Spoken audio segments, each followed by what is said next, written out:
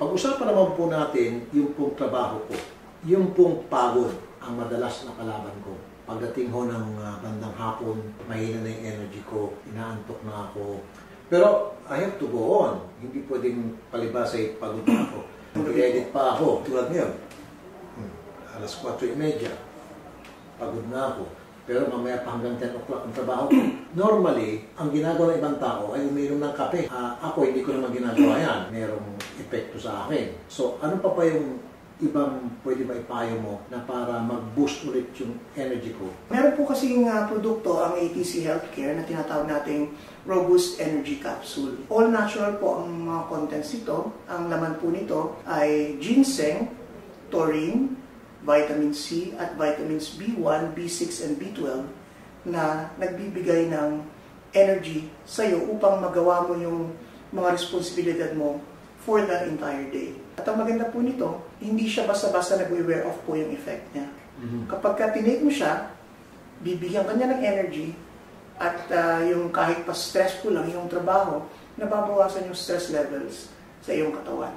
Dahil napaka-effective po ng aking mga nabanggit na mga sangkap ng Robust Energy Capsule. Pag uminom ka nito, hindi ka magkakaroon ng palpitation? Wala po. Pagka ininom po ito, wala po kayong mararamdaman, kundi yung energy na kinakailangan ninyo upang magawa ninyo yung mga heavy activities na gagawin nyo all throughout the day.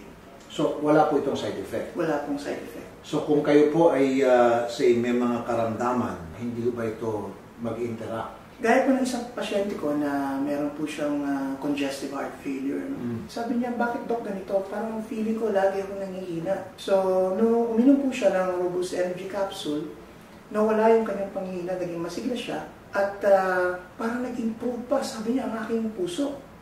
When we tried doing studies sa kanya, nag-improve nga po ang performance ng kanyang puso. Ang dahilan po niyan is yung taurine at saka yung ginseng, meron po siyang napakagandang sangkap upang ma-improve yung left ventricle, yung kaliwang bahagi ng kanyang puso. Nag-improve yung activity ng heart to such a point na hindi naman na-overload.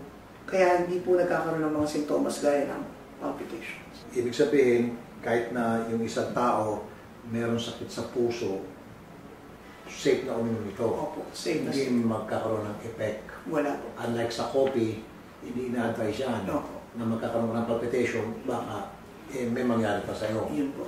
Ano yung pag-inom nitong Robust Energy Capsule? Ang Robust Energy Capsule po ay iniinom ng 1 to 2 capsules before meals in a day po. So, 2 beses sa isang araw.